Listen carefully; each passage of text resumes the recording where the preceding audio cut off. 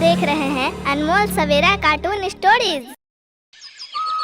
एक बड़े से जंगल में मोनालिसा नाम की एक बहुत ही खूबसूरत ऊँटनी रहती थी।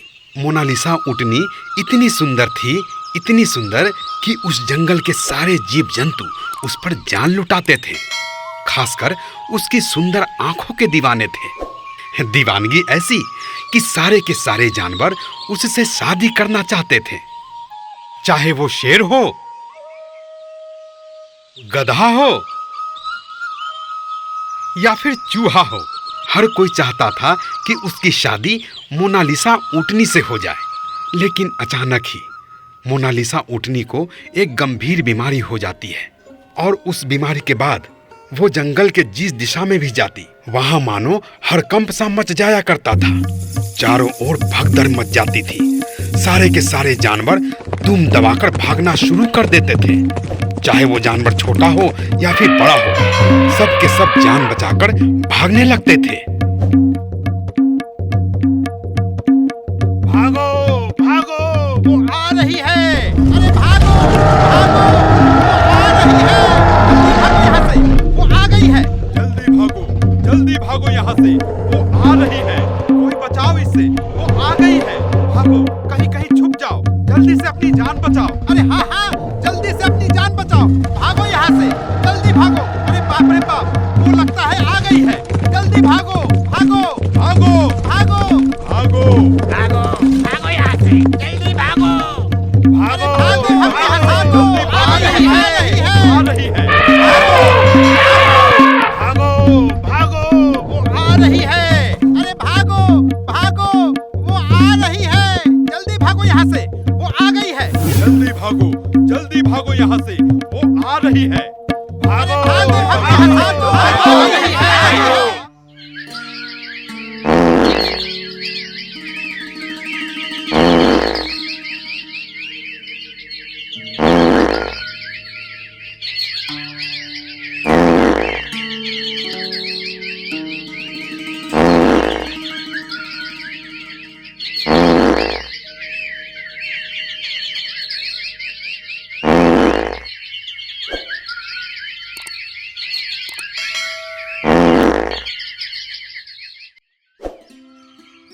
लो देखो, फिर से भूख लग गई।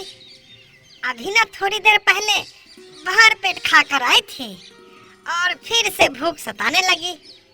काश कोई ऐसा मित्र होता जो मुझे खाना लाकर देता और मैं बैठी बैठी खाती रहती। इतना कहते ही लकड़बग्घा वहां पर आ जाता है। हाय मोनालिसा मेरी जान, कैसी हो? मैं तो ठीक हूँ, तुम कैसे हो? अरे मेरी जान, मैं तुम्हारे बिना भला ठीक कैसे रह सकता हूँ? तुम्हें देखे बिना मुझे मन नहीं लग रहा था, तो मैं यहाँ तुम्हारे पास चला आया। बहुत ही अच्छा किए मेरे मित्र, जब तुम यहाँ चले आए। क्या तुम मेरा एक काम करोगे? अरे बोलो मेरी जान, क्या है काम? मुझे जोरों की भूख लगी है। क्या तुम मेरे लिए कुछ खाने का इंतजाम कर दोगे? बस इतनी सी बात? अरे मोनालिसा, तुम कहती तो मैं अपना जान भी दे देता। मैं अभी गया और अभी आया तुम्हारे लिए खाने का इंतजाम करके।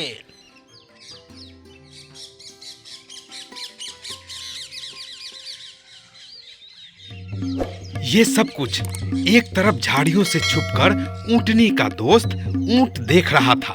उसे ऊँटनी की इस हरकत पे बहुत ही गुस्सा आया।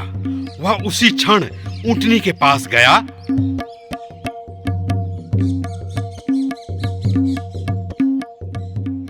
और ऊँटनी से बोला, ये सब क्या हो रहा है? तुम अपनी स्वार्थ के पीछे इतनी पागल हो गई हो कि सबका गलत इस्तेमाल कर रही हो। सबको अपने प्यार और शादी का झांसा देकर बहुत ही गलत करती हो, केवल अपनी भूख मिटाने के लिए। और दूसरी तरफ तुमने मुझसे भी शादी का वादा किया है, उसका क्या? ओह डार्लिंग, तुम भी ना बच्चों की तरह बुरा मान जाते हो।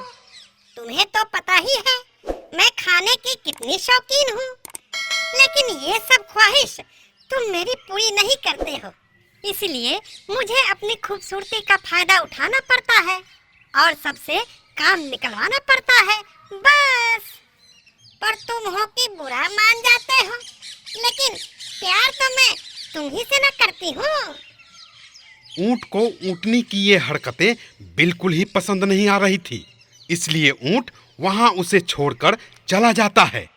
लेकिन ऊंटनी पर ऊंट के इस बात का कोई भी प्रभाव नहीं पड़ रहा था कि ऊंट उसे छोड़कर जा चुका है।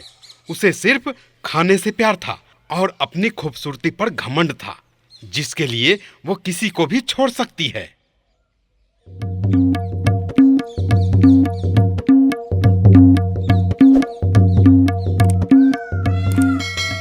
लो मेरी जान, और पूरा करो अपना अरमान।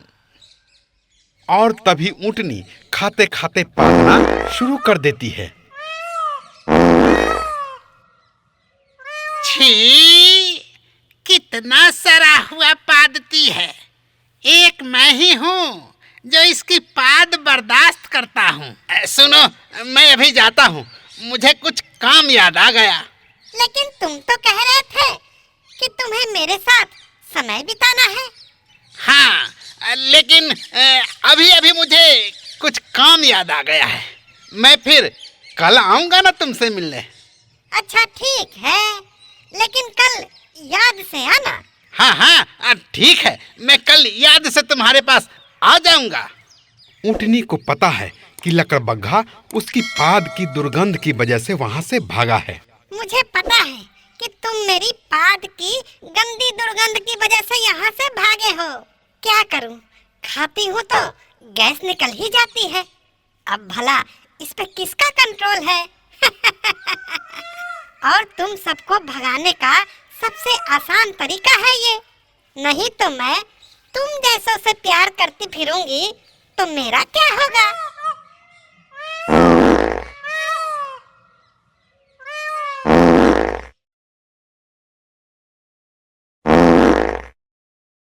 तभी ऊंटनी को अचानक खान पान की वजह से बहुत ही ज्यादा तबीयत खराब हो गई। उसे बदहजमी, गैस और पेट में अचानक जोरों की दर्द शुरू हो गई। पेट में बहुत ही जोरों की दर्द शुरू हो गई है। अब मैं क्या करूं? किससे मदद मांगूं? और ऊपर से पाद पे पाद निकल रहे हैं। तभी ऊंटनी को अपने ऊंट की याद आती है और दौड़ी दौड़ी ऊंट के पास जाती है और ऊंट से मदद मांगती है।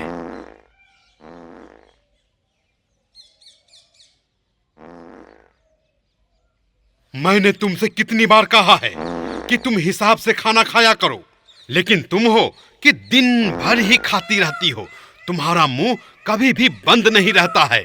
तो ये तो होना ही था। छी छी, कितनी गंदी और बदबूदार गैस छोड़ रही हो तुम। छी।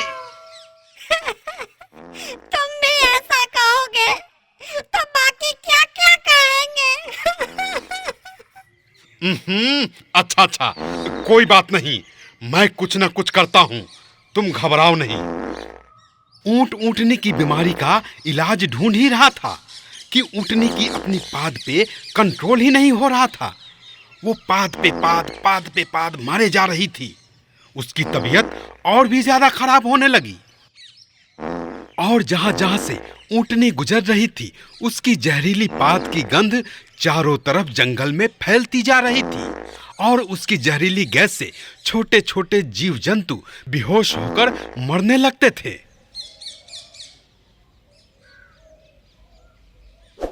उसी कारण जो जो जानवर उससे प्यार का दावा करते थे, अब वही मोनालिसा ऊंटनी से दूर भागने लगे। कितनी गंदी और बदबूदार पाद की गंध छोड़ते जा रही है। इस ऊंटनी की पाद की गंध तो पूरे जंगल में जहर की तरह फैलती जा रही है और छोटे छोटे जीव जंतु बेहोश होकर जमीन पर गिरने लगे हैं और काल के गाल में समाते जा रहे हैं। छी। हाँ, सही कहा तुमने। बहुत ही गंदी गैस छोड़ रही है। कहीं ये हमारी भी जान न ले ले। ऊँटनी ये सब सुनकर काफी दुखी थी कि जो लोग उससे कभी प्यार का दावा किया करते थे, उसकी खूबसूरती पर मरने और मिटने के लिए तैयार रहते थे, आज वही उसके बारे में ऐसी ऐसी बातें करने लगे हैं। अब मैं जीना नहीं चाहती हूँ। इस जंगल के सारे जीव जंतु मुझसे अब घृणा करने लगे हैं और सब के सब हमसे दूर भागने लगे हैं। तुमने मुझे कितना समझाया, लेकिन मैंने तुम्हारी बातों पे जरा सा भी ध्यान नहीं दिया, तो अब मुझे जीने का कोई अधिकार नहीं है। तुम घबराओ नहीं, सब तुम्हारा साथ छोड़ देंगे, पर मैं तुम्हारा साथ कभी भी नहीं छोड़ूंगा। और चिंता जरा भी ना करो, मैं कुछ ना कुछ जरूर करता हूं। इसी बीच जंगल के सारे जानवर एकत्र होकर मोनालिसा ऊँटनी के कारण जंगल में फैले प्रदूषित वातावरण पर चर्चा करते हैं। जंगल का वातावरण काफी खराब हो गया है सरदार। मोनालिसा ऊँटनी की जहरीली पाद के गंध की वजह से पूरे जंगल की आबो हवा दूषित हो गई है। हाँ सरदार, जंगल के छोटे छोटे जीव जंतु बेहोश होकर मरने लगे हैं। हाँ, ये सब सही कह रहे हैं। हम सभी को सांस लेने में भी परेशानी हो रही है। इस समस्या का समाधान निकालना होगा सरदार। क्यों ना इस ऊँटनी को इस जंगल से बाहर निकाल दिया जाए।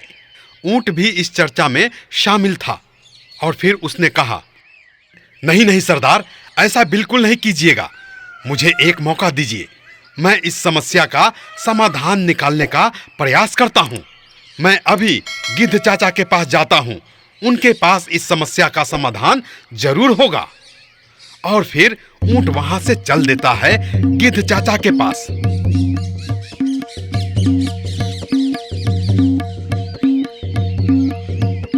ऊँट गिद्ध चाचा के पास पहुंचकर पूरी घटना चक्र को पूरे विस्तार से बताता है गिद्ध चाचा को कि कैसे मोनालिसा ऊँटनी की एक बीमारी के कारण पूरे जंगल में दूषित वातावरण फैल चुका है और जीव जंतुओं का दम घूट रहा है, जिसके कारण जंगल के तमाम जानवर सहमे हुए हैं। ऊँट की बातों को सुनकर गिद्ध चाचा ने कहा, तो ये बात है, मामला काफी संगीन है। तुम ऐसा करो, उत्तर दिशा में जो शंकरा पर्वत है, उस पर्वत पे एक जड़ी बूटी है जिसका नाम पद्मिनी बूटी है। वो लाकर तुम मोनालिसा ऊँटनी को खिला दो। उस पद्मिनी बूटी को खाते ही उसकी बीमारी क्षण भर में दूर हो जाएगी। जाओ। और ऊँट चल देता है पद्मिनी बूटी लाने और पद्मिनी बूटी को लाकर मोनालिसा ऊँटनी को खिला देता है।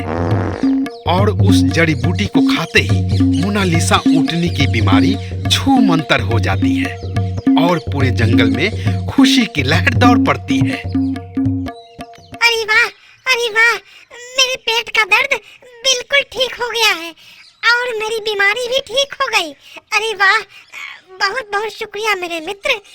आज तुम न होते तो पता नहीं मेरा क्या होता। तुम्हारे सूझबूझ के कारण ही आज मेरी बीमारी दूर हुई है। ऊपर वाला ऐसा मित्र सभी को दे। ऊँट की सूझबूझ और उसके सच्चे प्यार के कारण आज मोनालिसा ऊँटनी की बीमारी दूर हो गई। तो इसीलिए कभी भी अपनी खूबसूरती पर गुमान नहीं करना चाहिए, जैसा कि मोनालिसा ऊँटनी को हुआ था। तो चलिए फिर मिलते हैं एक नई कहानी के साथ अनमोल सवेरा कार्टून स्टोरीज पर। तो कैसी लगी अनमोल सवेरा कार्टून स्टोरीज, हमें कमेंट करके जरूर बताइए। स्टोरीज को लाइक और ज्यादा से ज्यादा शेयर करें और हाँ, हमारे चैनल को सब्सक्राइब करना ना भूलें ताकि हमारे नए वीडियो के नोटिफिकेशन सबसे पहले आप तक पहुंचे।